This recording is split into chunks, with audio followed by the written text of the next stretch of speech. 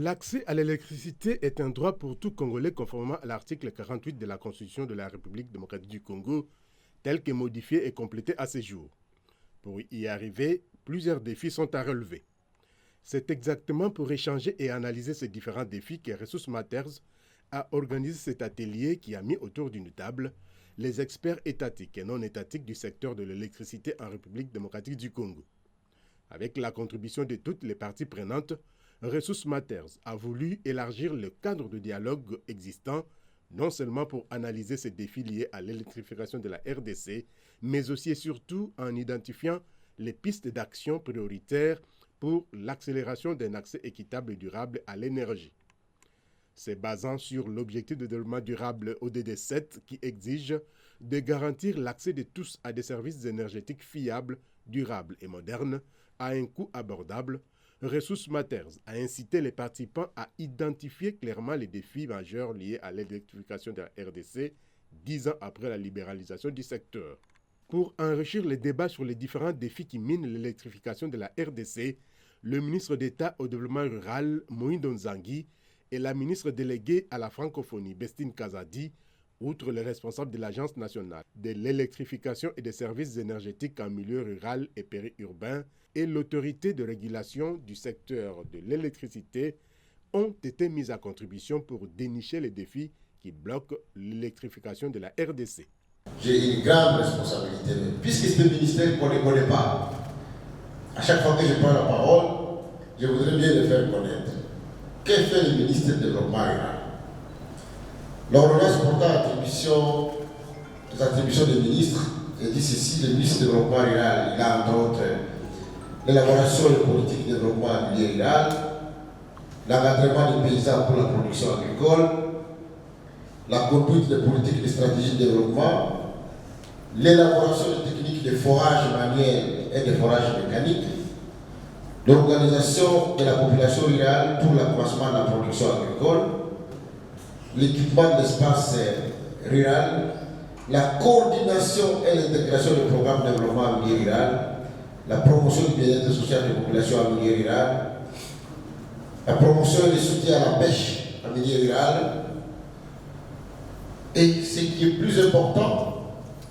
c'est l'aménagement, la construction, la réhabilitation, l'entretien des infrastructures socio-économiques de base en milieu rural et périurbain, dont, premièrement, les voies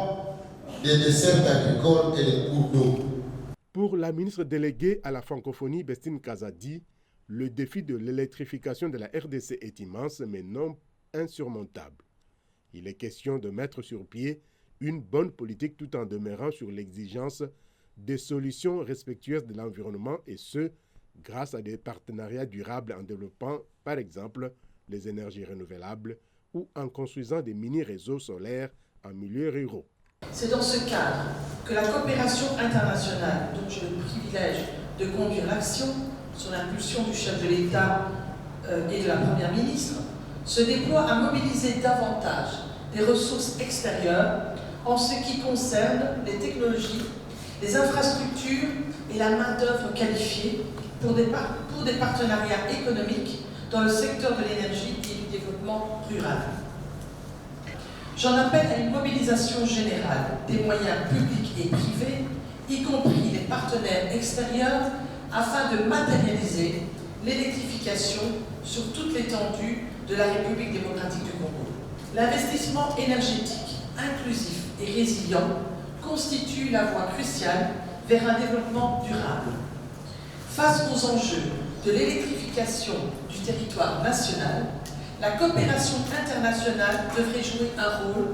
catalyseur dans la recherche de financement et d'investissement, le transfert de technologies et de compétences, la promotion des énergies renouvelables et durables et la facilitation d'un dialogue politique ouvrant à une coopération mutuellement avantageuse avec nos partenaires bilatéraux et multilatéraux. Pour relever les défis de l'électrification de la RDC, il faudra investir des moyens financiers importants en termes d'infrastructures, d'expertise dans le secteur, au-delà du cadre légal et institutionnel qu'il faut adapter à la réalité présente. Le patron du développement rural s'est questionné tout de même sur les types d'énergie à adopter entre l'hydroélectricité et le photovoltaïque, ce qu'il convient de privatiser ou de mutualiser. Il est évident que l'électricité est la clé du développement et qu'il n'y a pas de développement sans électricité. Le panel qui a suivi les différentes interventions des officiels s'est appesanti à énumérer les différents défis et à proposer des solutions pour y remédier avec la nécessité de mettre sur pied un plan intégré de ressources énergétiques de la RDC en tenant compte des enjeux liés à la transition énergétique pour faire face aux défis du cadre légal, du financement, en passant par le manque de données, le manque d'infrastructures, le taux d'accès à cette ressource, la fiscalité non incitative du secteur, l'immensité du pays et autres. Des défis que l'État ne peut pas relever seul, d'où le recours au secteur privé.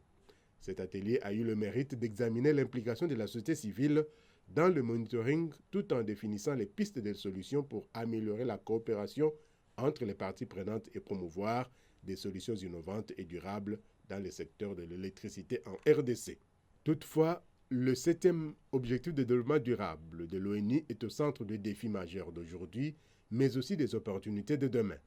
Qu'il s'agisse de lutter contre le changement climatique, mais aussi de développer les emplois, les logements, les connexions, la sécurité, la production de nourriture et autres, l'accès de tous à une énergie durable est essentiel. Cet ODD constitue indubitablement une opportunité pour transformer les vies, les économies et la planète.